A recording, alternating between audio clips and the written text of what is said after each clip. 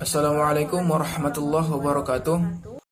Perkenalkan, saya Muhammad Amir, NIM 180306075. Perkenalkan, nama saya Maiza, NIM 180306105. Baik, di sini kami akan mereview tentang aplikasi konsep integrasi ternak sapi dengan perkebunan kelapa sawit. Nah, di sini untuk kami mereview, kami mengambil dari 3 sumber channel YouTube yang berbeda. Yang pertama itu ada channel YouTube Johan Arif Video, yang kedua itu ada channel YouTube Pokea 2, dan yang ketiga itu ada channel YouTube Eko Budi Utomo.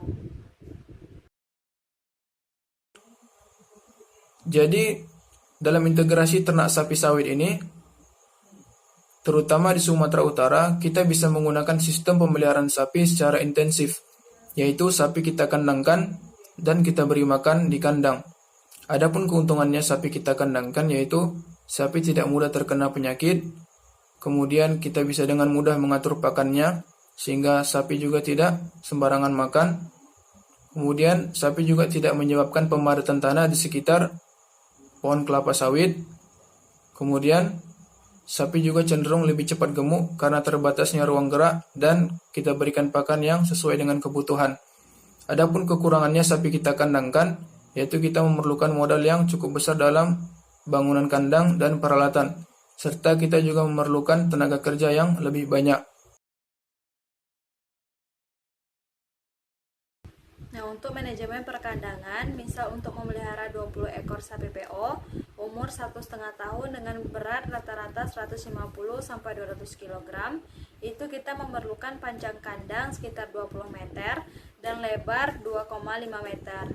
Lantai kandang itu dari semen, kemudian tempat pakan dan minum itu juga dari semen. Jadi hal itu kita harapkan agar kandang bertahan lama dan mengurangi kerusakan yang disebabkan oleh sapi.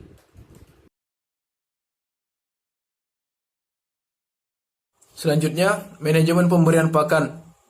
Untuk pemberian pakan, kami melihat dari literatur yang berjudul Pakan Lengkap Berbasis Biomasa Sawit untuk Penggemukan Sapi Lokal dan Kambing Kacang. Jadi, pakan ini bisa kita gunakan untuk penggemukan sapi maupun kambing. Untuk pemberian pakan, kita bisa menggunakan ransum dengan komposisi yaitu 32,5% pelepas sawit yang sudah dicopper, kemudian 15% dedak padi, 47% bungkil sawit, 1% urea, 2,5% molasses, 1% garam, dan 1% mineral. Dengan komposisi ransum seperti ini, kita dapati bahwa pertambahan bobot badan harian sapi PO sekitar 0,94 sampai 1,12 kg per hari. Sedangkan rata-rata pertambahan bobot badan harian sapi PO yang mengonsumsi pakan komersil yaitu 0,94 kg. Ini menunjukkan bahwa pakan lengkap berbasis biomasa sawit dapat kita gunakan untuk penggemukan sapi maupun kambing, menggantikan pakan komersil dan hijauan lainnya. Sedangkan untuk pemberian minum, kita berikan dengan air biasa dan kita berikan secara ad libitum atau tanpa batas.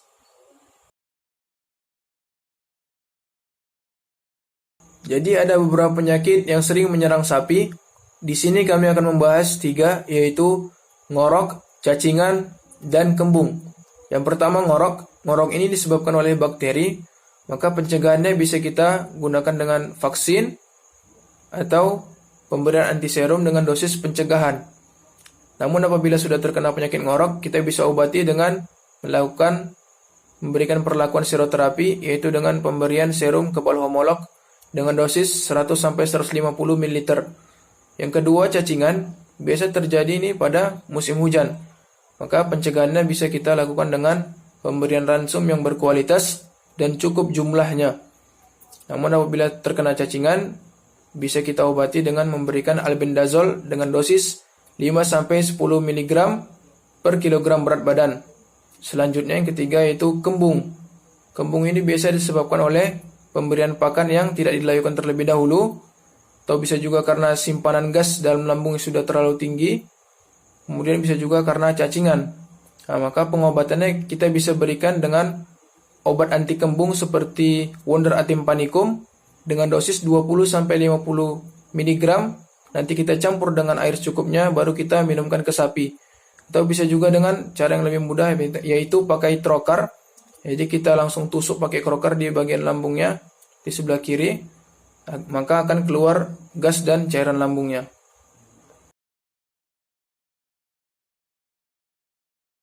Nah, untuk strategi pemasaran, peternak itu bisa melakukan perjanjian dengan rumah makan atau dengan agen pengepul.